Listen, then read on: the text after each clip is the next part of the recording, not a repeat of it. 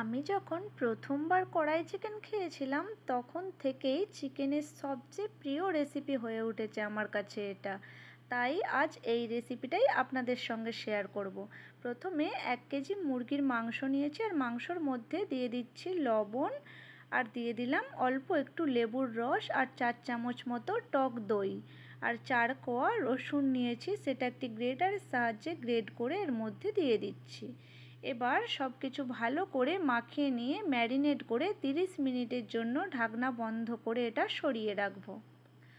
ততক্ষণ এদিকে কড়াই মশলাটা বানিয়ে নিই। আর কড়াই মশলা বানানোর জন্য নিয়েছি গোটা জিরে, মৌরি, ধনে, গোলমরিচ আর 2টি শুকনো লঙ্কা। এবার এগুলো বেশ ভালো মতো করে প্যানে ভেজে নিচ্ছি। ভাজা হয়ে গেলে একটু ঠান্ডা করে নিয়ে মিক্সিং জারের মধ্যে গুঁড়ো করে মশলাটা সরিয়ে রাখবো। এবার যেটা মেন সেখানে হচ্ছে একটি কড়া, আর কড়ার মধ্যে অল্প একটু সরিষার তেল দিয়ে তার মধ্যে ক্যাপসিকাম আর পেঁয়াজ দিয়ে নাড়াচাড়া করে নিচ্ছি। আর পেঁয়াজটা দেখতেই পাচ্ছেন বন্ধুরা, আমি এখানে বড় বড় করে কেটে লেয়ার বাই লেয়ার করে ছাড়িয়ে নিয়েছি, আর ক্যাপসিকামটাও ত্রিকোণা করে কেটে নিয়েছি। মাঝখানে সামান্য একটু লবণ দিয়ে নাড়াচাড়া করে সবজি ক্রাঞ্চি থাকতে থাকতে তুলে নেব। এরপর কড়ায় আরও কিছুটা সরিষার তেল দিয়ে তার মধ্যে দিয়ে দিচ্ছি কুচনো পেঁয়াজ।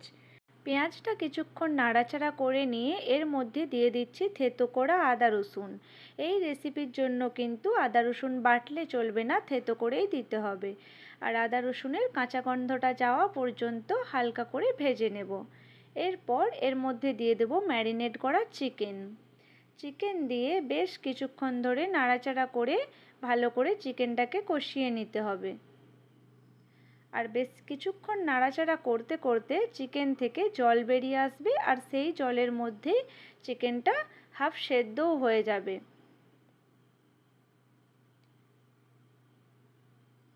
দেখতেই পাচ্ছেন বন্ধুরা চিকেন থেকে কেমন জল ছেড়ে এসেছে, আর চিকেনের কালারটাও চেঞ্জ হয়ে গেছে। এই সময় এর মধ্যে দিয়ে দেব 2 চামচ লঙ্কার গুঁড়ো আর 1 চামচ হলুদ গুঁড়ো।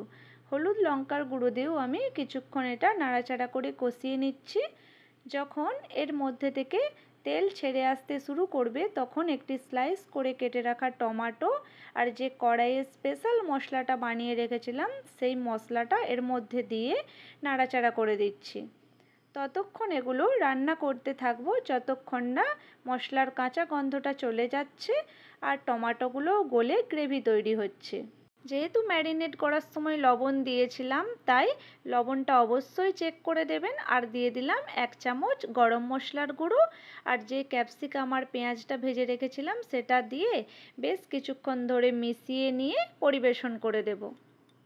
দেখে যতটা তৈরি করা কঠিন মনে হচ্ছে একদমই কিন্তু তা নয়, খুবই সহজ। আপনারাও বাড়িতে ট্রাই করুন, আর রেস্টুরেন্টে যেতে লাগবে না কড়াই চিকেন খাওয়ার জন্য, বাড়িতেই হয়ে যাবে। টাটা।